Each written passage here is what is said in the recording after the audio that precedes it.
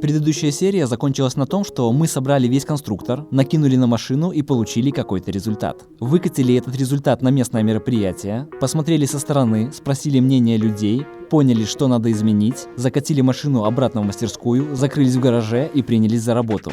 В оригинале у Bugatti есть вот такое антикрыло, которое меняет свое положение в зависимости от ситуации. Изначально мы сделали общую форму кузова, и это антикрыло было в закрытом положении. А для того, чтобы оно поднималось и меняло свое положение, надо изготовить его отдельным крепким элементом. Этим и занимается Андрей.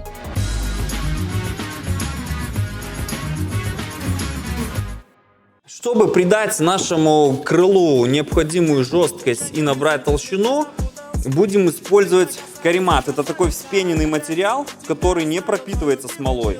Как эта штука работает? Сначала кладется слой стекломата, пропитывается полифиркой, наверх каремат и обязательно накрываем стекломатом. Объясняю. Нижний слой мокрый стекломата. Здесь сухой слой каремата, который имеет перфорацию, отверстие, дырки. Накрываем все мокрым слоем стекломата. Там, где заштриховано, это мокренько. Смола сшивает верхний и нижний слой.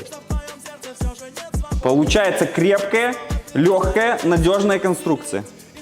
Лицевая сторона у нас есть. Как я и говорил, она делалась в первых сериях и по сути была единым целым с основным кузовом. Сейчас же мы ее вырезали и двигаемся дальше. Как вы поняли, все это пропитывается смолой, в нашем случае полиэфирной смолой. Наливаем, размешиваем и приступаем к технологии, которую Андрей так старательно демонстрировал у доски. Смола, стекломат, снова смола, каремат, смола и так много-много раз. Думаю, многие заметили, что видео на канале выходят редко, и складывается впечатление, что мы бездельничаем. Конечно же, это не так, и я решил периодически показывать немного закулисья мастерской. Чем же мы еще занимаемся? Полгода назад на аукционе в Америке мы приобрели вот такой экземпляр Chevrolet Camaro 2020 года для ремонта и дальнейшей продажи. В общем, в итоге прошло примерно полгода, и наконец-то машина в мастерской. Выгрузку мы не снимали, потому что изначально не планировали вообще снимать про это видео, поэтому среди процесса. В итоге, конечно же, машина не заводилась. Мы понадеялись, что зарядим аккумик, кинем его, и она заведется. Сейчас это и проверим.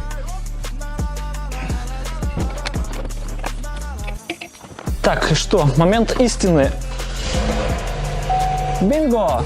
В какой-то степени такие лоты — это всегда лотерея. Собственно, на фотографиях особо не видно, непонятно, какой удар, насколько он сильный. И вот в нашем случае тут небольшой нежданчик, потому что вот именно в этом месте в углу так неплохо замят порог, и тут такая жесткость, поэтому придется нормально тянуть, может даже вырезать кусочек. Этим мы займемся уже в другой мастерской у Дениса, так что сейчас грузим тачку на эвакуатор и едем туда. Так, на улице немного снежно и зимно, и для того, чтобы не перевести снеговика, пока машина будет транспортироваться, надо проем заклеить.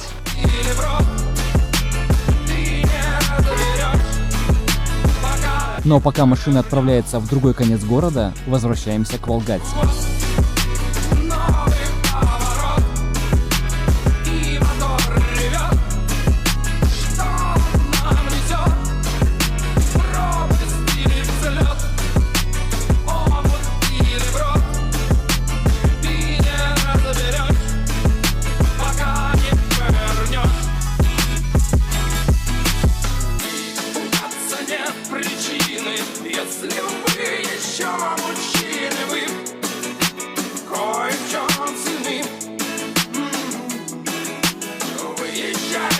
Пока этот бутерброд сохнет, занимаемся площадкой, на которой и будет лежать спойлер. Займемся изготовлением ниши, куда будет ложиться этот спойлер. Изготовим ему такую постель, что ли.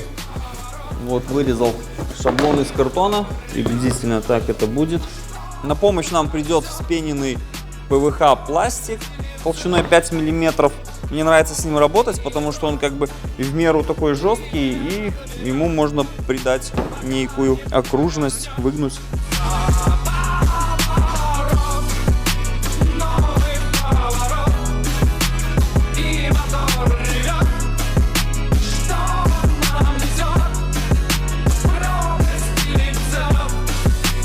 Тут примерно такой же процесс. Но для того, чтобы стекломат не провалился, вклеиваем в эту нишу пластиковую вставку. Это не силовой элемент, это просто площадка, на которой будет лежать стекломат, пока не высохнет смола. Именно поэтому прихватываем пластик просто на термоклей, а затем слой за слоем, килограмм за килограммом смолы.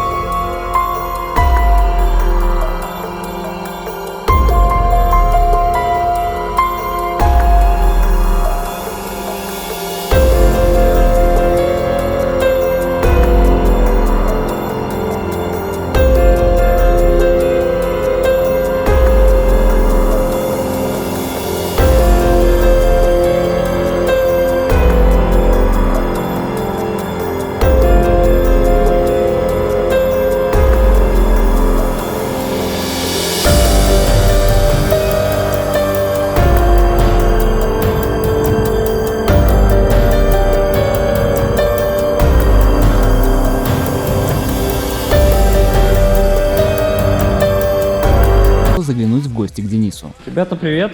Собственно, вот так это выглядит. Прям какой-то показательный гараж у тебя. Как тебе Супра? Ездил на ней? Ездил. Но ездил, знаешь, когда был снег, поэтому чуть-чуть газа даешь, и она просто едет сразу боком. Ну да, эта машина все-таки сезонная. И вот про эту машину многие знают. Прям капсула времени. Банты. Ну да. Ладно, это все круто, красивые тачки. Что с нашим проектом? Вот красавица стоит. Смотри, вся боковинка у нас готова к краске, подготовке. Вот, сегодня как раз, кстати, буду все это счищать. Это счищаем до металла. Это тоже крылышко новое, это по мокрому все покрасится, то есть она будет биться. Зачем до металла? По толщиномер будет биться. Покрасим еще передний бампер, уже при транспортировке. Видишь, ну вот есть Коцки. Да.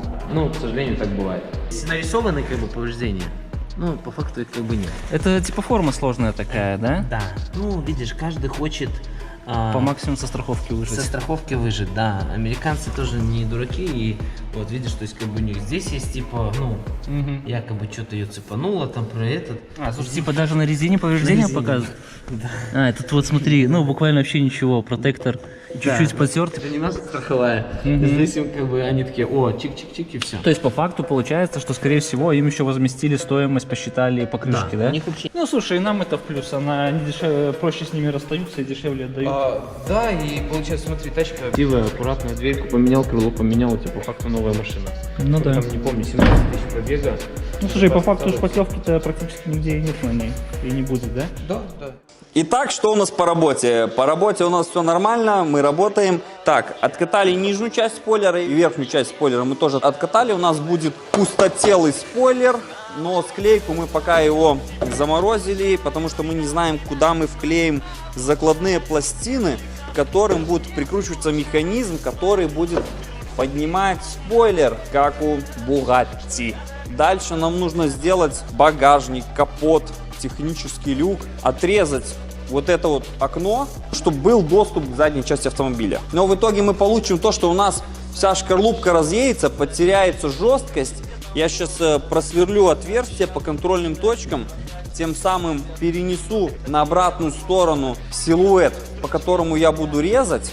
Сначала мы с той обратной стороны проклеим полоску из ПВХ пластика, которой откатаем буртик, пройдем разделительным составом и откатаем второй буртик. И чтобы перенести на ту обратную сторону мне вот этот вот силуэт рисунок, я буду сверлить сквозные отверстия.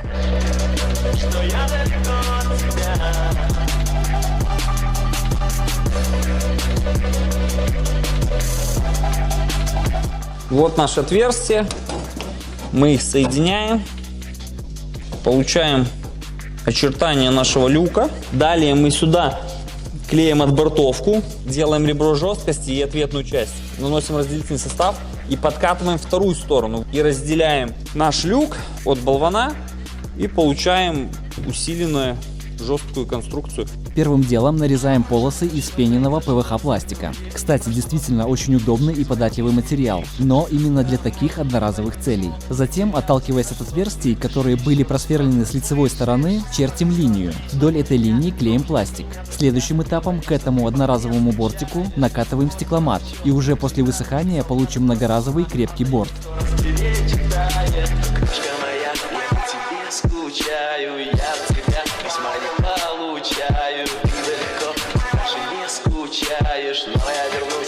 Но пока в нашей мастерской кипит работа по Волгате, в другом конце города ребята дожимают Камара. В итоге ее разобрали, вытянули замятый порог, подогнали новые детали и подготовили к покраске. Для тех, кому интересен такой контент, есть отличная новость. Мы решили снимать видео с подробным процессом ремонта, а серия про восстановление этого Камара уже есть на нашем втором канале. Обязательно заглядывайте и поддержите нас, если вам интересно. Ссылка есть в описании. В итоге на восстановление этого Камара ушел 1 месяц, и он обошелся нам в 1 900 000 рублей. Теперь осталось понять, сколько с этого можно заработать. Заходим на Авито Авто, выставляем наши параметры и видим, что первая цена это 2 650 000.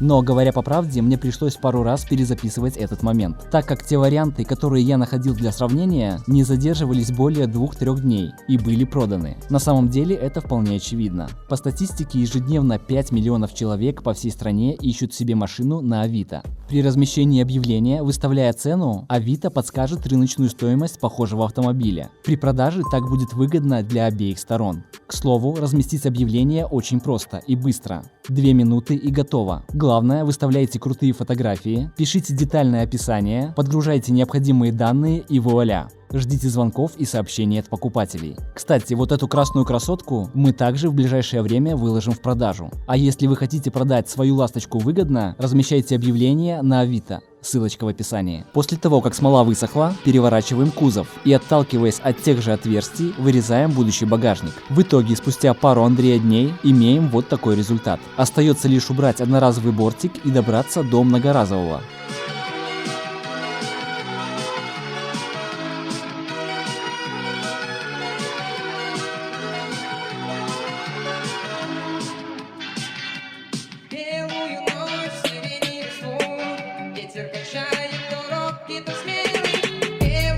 Следующим этапом снова берем вспененный пластик и делаем новый бортик. Снова хорошенько прокатываем эту конструкцию стекломатом. Делается это для того, чтобы получить правильный профиль. В итоге останется сделать дренажные отверстия, поставить уплотнительную резинку и в принципе это можно назвать заводским исполнением. Но перед тем, как что-то обзывать заводским исполнением, чаще всего это что-то требует пару дней доводки, подготовки и шлифовки. Это вы видите на экране.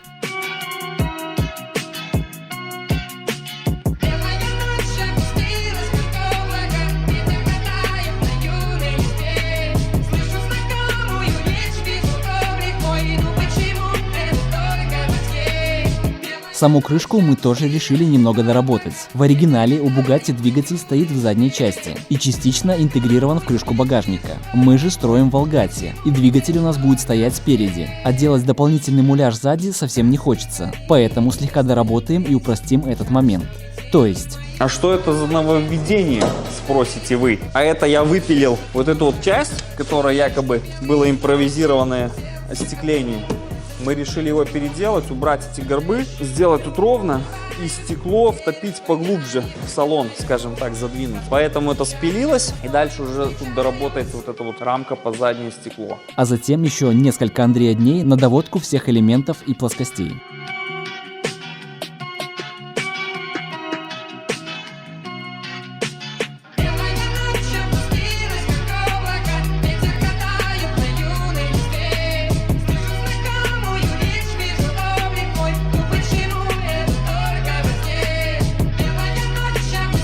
Следующий момент, который мне сильно режет глаз, так это отсутствие воздухозаборника. В оригинале у Bugatti есть вот такой проем, через который поступает воздух для охлаждения. В нашем проекте он также нарисован. Но машину мы строим не по 3D проекту, как следовало бы, а просто по картинке. И сейчас надо решить этот вопрос. В общем и целом, правильно говорить. Окей, в общем и целом. Объясню по-простому. Нам надо немного раздуть кузов, сделав новую стенку в этом месте. В итоге визуально это не изменит картинку. Но у нас появится 3-4 сантиметра, в которых и расположится воздухозаборник. Именно для этого и делается каркас полый внутри. В дальнейшем это будет полноценный воздухозаборник, а не муляж. А куда его вывести, решим немного позже. И еще немного мыслей и планов по проекту. На данный момент мы четко решили поставить этот кузов на новый нормальный донор. Долго изучали разные варианты и пришли к выводу, что нам идеально подходит BMW 6 серии. В кузове E63, E64. Это мощные заднеприводные авто, что собственно и необходимо для такого проекта. Да и колесная база подходит практически идеально. Возможно, у кого-то из вас есть предложение на продажу или в качестве донора. Интересны любые варианты ниже рынка. С конкретными предложениями пишите на почту или в нашей телеграм-группе. Ссылки есть в описании. В итоге, спустя неделю доводки имеем вот такой результат. Всего-навсего мы выиграли 2-3 сантиметра, но это очень важно. В дальнейшем здесь мы сделаем еще одну стеночку, а это все вырежется. И у нас получится такой довольно внушительный воздухозаборник. Сюда поставим сеточку, и все будет очень близко к тому, как нарисовано на проекте. В итоге визуально форма кузова практически не поменялась. На глаз-то точно не будет видно. Но у нас получилось выиграть пару этих сантиметров, что очень важно для проекта. В заднем бампере есть вот такие ниши, которые в оригинале закрыты декоративной решеткой. После того, как мы подогнали шаблон, решили вырезать пробник из картона, для того, чтобы убедиться и зафиксировать финальный результат, а уже потом вырезать их из пластика.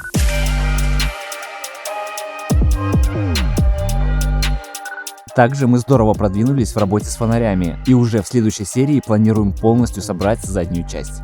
Изготовили и подогнали мы прототип из пеноплекса, болванку вот этого наконечника глушителя, так называемых свистков, и отправим эту деталь в Новосибирск Олегу, нашему подписчику. Он сделает это из нержавейки.